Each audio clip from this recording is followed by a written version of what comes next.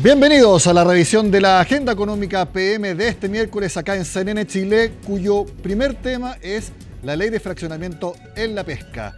Y tenemos información de último minuto comunicada por Pacific Blue, empresa que hace cosa de 20 minutos envió un comunicado donde anuncia el cierre de todas sus operaciones a partir de enero de 2026.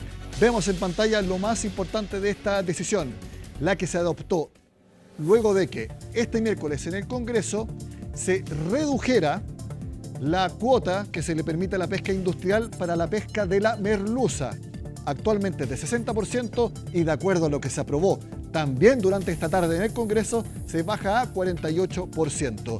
Según lo que ha informado la empresa, eso hace inviables sus operaciones y por lo tanto, de manera oficial, comunica que cierran sus actividades a partir de enero de 2026, que es cuando entraría en vigencia el nuevo fraccionamiento para la pesca en nuestro país.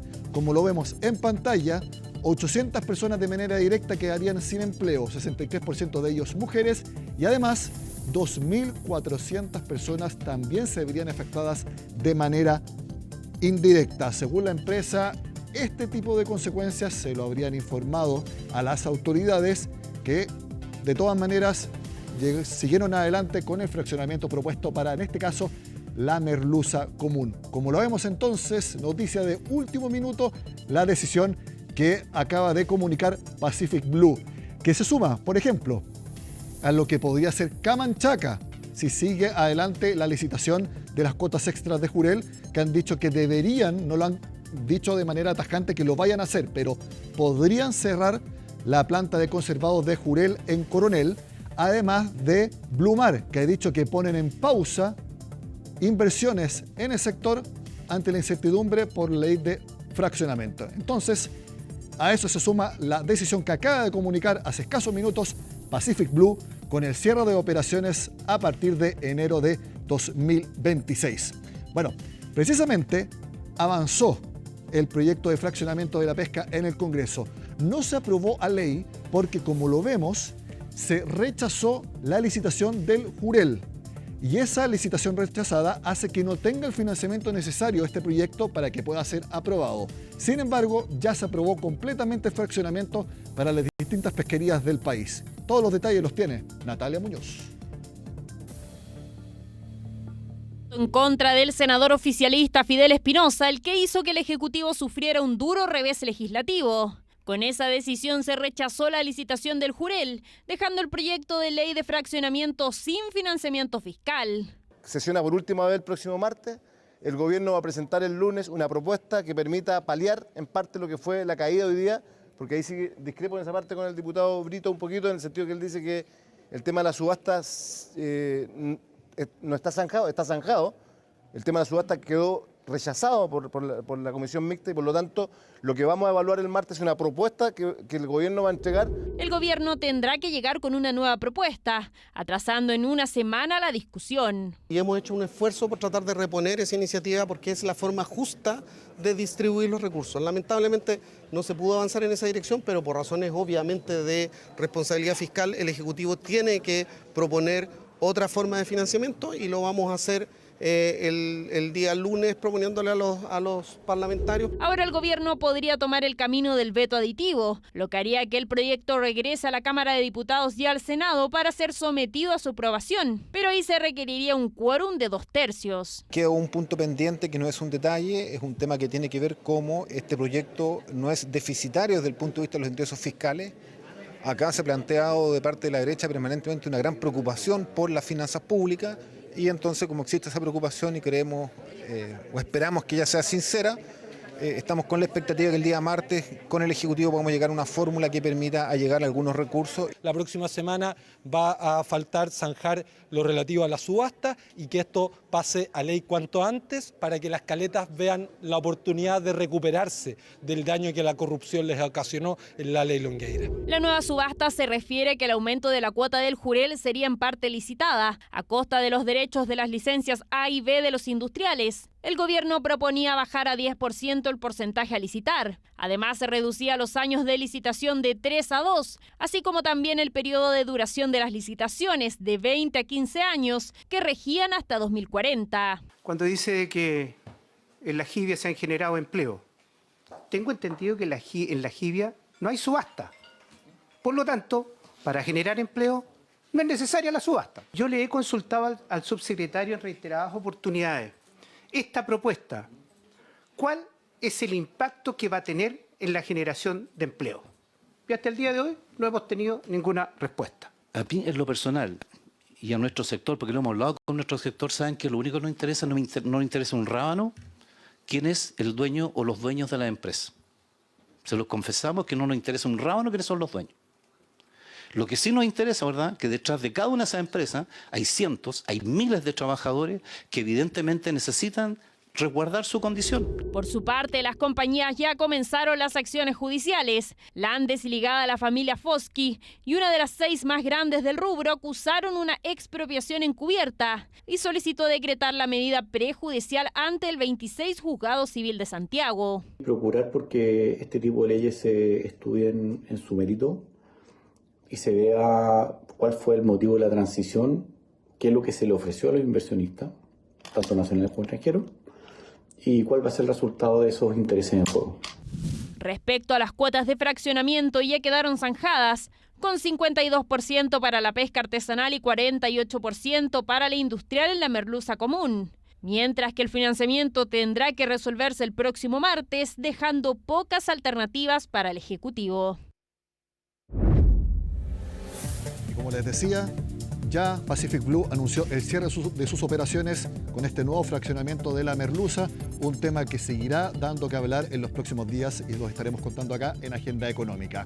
Hablamos ahora de la encuesta CEP, no respecto a las candidaturas presidenciales, sino que respecto a distintos temas que son muy interesantes de analizar. Por ejemplo, la mitad de los chilenos cree que la situación económica del país es mala o muy mala. Es algo menor a la misma encuesta CEP de las ediciones anteriores, pero es una tendencia que se mantiene. De hecho, apenas 11% cree que la situación económica del país es buena o muy buena. En otro punto, cuando se le pregunta a las personas cómo cree que está el proceso de nuestro país, ¿está avanzando? ¿Está estancado? ¿O está en decadencia? 85%, es decir, casi 9 de cada 10, estima que Chile está o estancado o en decadencia. Aquí también lo vemos. De hecho, 53% dice que está estancado, que no avanzamos, tampoco empeoramos, sino que estamos así, parejo. Apenas 14% cree que estamos progresando. Esto es algo que también viene manifestando la encuesta CEP en el último tiempo. Ahora, esto es algo que a mí me llamó la atención y que me dio esperanza. La pregunta es, pensando en el futuro y la situación que tendrán sus hijos a su edad de respecto a distintos aspectos, ¿cómo creen que usted estará? Por ejemplo, en nivel de ingresos, situación laboral, en vivienda, en salud, en cultura, posición social y vida familiar. En estos aspectos, casi todos, 80% o al menos 75% creen que sus hijos van a estar mejor. A mí me llamó la atención de manera positiva, porque hay muchos que creen que el futuro es más incierto, si las expectativas laborales o las posibilidades de trabajo realmente van a ser mejores en adelante. Bueno, al menos en esta pregunta, en distintos factores, hay expectativas de que en el futuro las nuevas generaciones van a tener mejores posibilidades y al menos eso es una buena señal de actitud positiva en el futuro. Ahora, algo muy importante es que suben las personas que creen que la principal prioridad que tiene que tener el actual gobierno con el futuro, es decir, quienes llevan adelante las riendas del país, es priorizar el crecimiento económico. Es la última lámina que les quiero mostrar. Es la segunda que vemos ahí. Más orden público y seguridad, eso no sorprende, pero fíjense el salto. En la segunda línea vemos crecimiento económico. Esto es, ¿cuál debería ser la primera prioridad del país en los próximos 10 años? Es decir, esta administración, la siguiente y la subsiguiente. Las personas que creen que tener un alto crecimiento económico debiera ser la primera prioridad, sube de 24% de menciones en la última encuesta CEP a 44%. casi igual con quienes piensan que tiene que haber más orden público y seguridad de las personas. Eso es totalmente decidor respecto a cómo el crecimiento económico y eso le dé oportunidad a más personas, permita acceso social, permita una mejor calidad de vida, es prioridad para las personas en los próximos 10 años. Cambiamos de tema porque desde el 1 de mayo comenzó algo que yo creo que es positivo transversalmente. Desde ahora, todos los chilenos que cotizamos tendremos un seguro en caso de que haya lagunas previsionales. Uno de los factores que nos llevó a impulsar una reforma de pensiones, uno de los efectos estructurales tenía que ver con las lagunas previsionales. Es decir, que durante los periodos de cesantía las personas dejan al descubierto su cotización previsional, lo cual se percibe en el futuro como una menor pensión.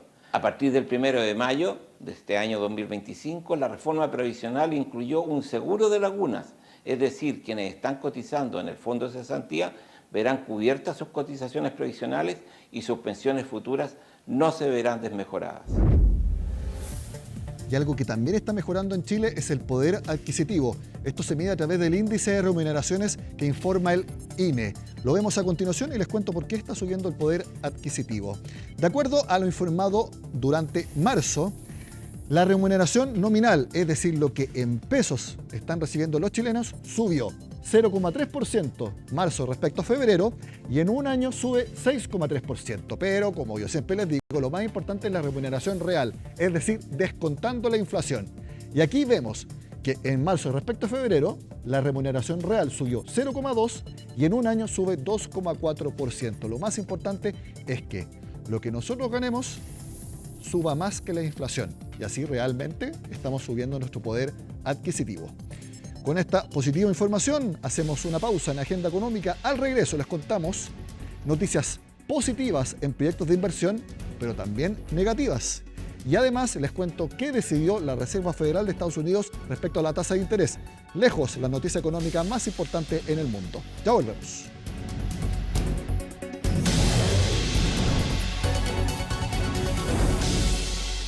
Amazon Web Services anunció la mayor inversión de su historia en nuestro país, $4.000 millones en los próximos años en la construcción de data centers. Sin embargo, Pilar Gutiérrez nos muestra que lamentablemente también conocimos otras decisiones pero negativas respecto a proyectos de inversión.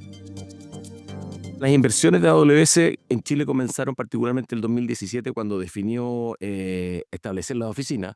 Y la verdad que no hemos parado de crecer. Algo que quedó totalmente demostrado este miércoles. Amazon Web Services, firma que nació como el brazo tecnológico del gigante del retail, invertirá $4.000 millones en Chile en los próximos 15 años. La empresa de software eligió al país como sede para desarrollar una nueva región de infraestructura en la nube que incluye la construcción de 3 data centers inicialmente. Que AWS tomase la decisión de habilitar una región en Chile es para nosotros súper importante.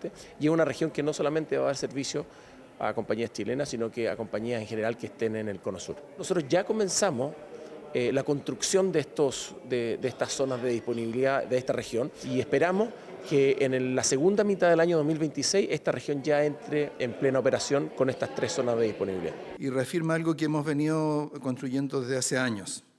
Somos un país competitivo y preparado para liderar el desarrollo de infraestructura digital en América Latina y es un destino confiable y dinámico para la inversión extranjera. Se trata por lejos de la mayor inversión de Amazon Web Services en el país y el tercer proyecto que la estadounidense desarrolla en América Latina, después de México y Brasil. Un proyecto que ocurre en paralelo que el gobierno impulsa el Plan Nacional de Data Centers para posicionar al país como un hub tecnológico. La iniciativa fue valorada por el sector. Es aterrizar toda esta inversión que se viene hacia adelante ya en proyectos concretos. Refuerza la importancia estratégica del sector de data centers para el desarrollo y el crecimiento de la economía chilena. Una señal contundente del potencial de nuestro país como un hub tecnológico regional y para el ecosistema empresarial y los gremios del sector representa una oportunidad histórica para acelerar la transformación digital con un impacto transversal en la economía chilena. La empresa asegura que ya cuenta con los estudios ambientales, permisos correspondientes y los data centers se encuentran en fase de construcción. Una enorme inversión que se suma al megaproyecto H2 Magallanes de Total Energies, que contempla una inversión de 16.000 millones de dólares para producir hidrógeno y amoníaco verde. Este proyecto en particular acaba de entrar al sistema de evaluación de impacto ambiental y esperemos que tenga allí un desarrollo correcto y que se pueda hacer una buena evaluación y que pueda aportar a la lucha contra el cambio climático. La inversión extranjera sin duda ha tenido un tremendo repunte en los últimos años. Tenemos en promedio 16.000 millones de dólares por año durante este último periodo de gobierno, que es más de un 50% más de lo que ha llegado en la última década al país. Y eso da cuenta, por supuesto, de los atractivos que Chile tiene en sectores que son súper interesantes, como los temas de las energías renovables, el hidrógeno verde, los minerales críticos, todo lo que tiene que ver con la crisis climática y por otro lado todo lo que tiene que ver con la revolución digital y tecnológica. Pero no todos ven ese atractivo. Las empresas BYD y Tsingshan anunciaron que no concretarán proyectos en el norte que en conjunto superaban los 500 millones de dólares relacionados a la producción de baterías y cátodos de litio. Entre las razones, las empresas habrían señalado cambios en el mercado y precio del litio, así como la permisología. Es un tropiezo, es lamentable que las compañías no hayan logrado desarrollar los proyectos a los cuales se comprometieron, pero la verdad es que la fuerza que está teniendo la inversión extranjera en Chile, por ejemplo a través de este anuncio que acabamos de conocer de Amazon Web Services, es muy superior, es mucho más relevante que lo que estamos viendo en este caso en particular.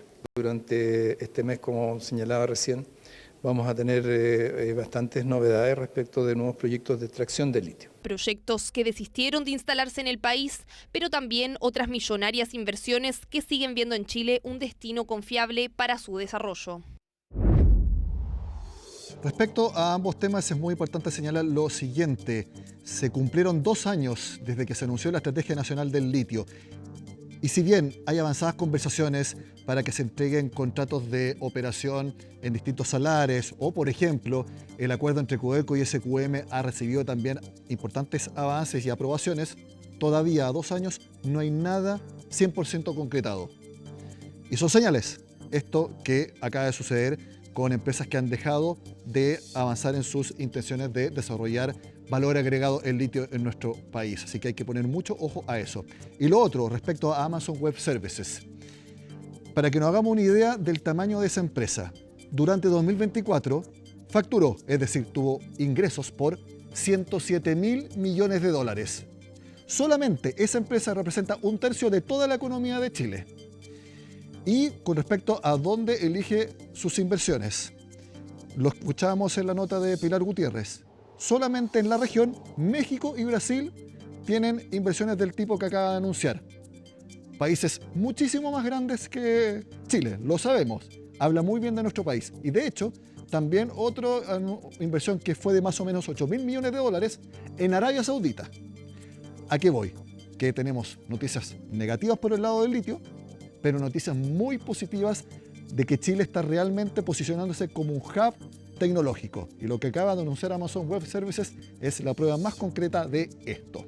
Bueno, yo les decía que la noticia económica más importante del mundo este miércoles sucedió más o menos a las 2 de la tarde de nuestro país y también de Washington en Estados Unidos, porque la Reserva Federal de Estados Unidos mantuvo la tasa de interés entre 4,25 y 4,5%. Esto es muy importante porque sabemos cómo ha presionado el presidente de Estados Unidos, Donald Trump, porque la Fed baje la tasa de interés. De hecho, muchos dicen que el verdadero objetivo de Donald Trump detrás de toda la guerra arancelaria es obligar a que la Fed baje la tasa. Por el momento, el Comité Central de la Reserva Federal no lo ha hecho y tampoco lo haría próximamente. Hemos estimado que los riesgos de un mayor desempleo e inflación han aumentado, esto en comparación con marzo.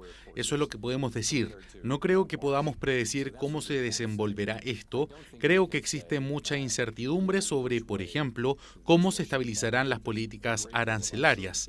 Y también, una vez estabilizadas, cuáles serán las implicancias para la economía, el crecimiento y el empleo. Creo que es demasiado pronto para saberlo. Por lo tanto, en definitiva, creemos que nuestra tasa de política monetaria se mantiene en un buen nivel mientras esperamos que se aclaren los aranceles y, en última instancia, sus efectos para la economía. Revisemos un poco más en detalle el mensaje principal del principal, valga la redundancia, Banco Central del mundo. ¿Qué es lo que dice la Fed? Se ha incrementado la incertidumbre en las perspectivas económicas. El comité de la Fed está atento a los riesgos en ambos sectores de su mandato doble. ¿Cuál es el mandato doble de la Fed?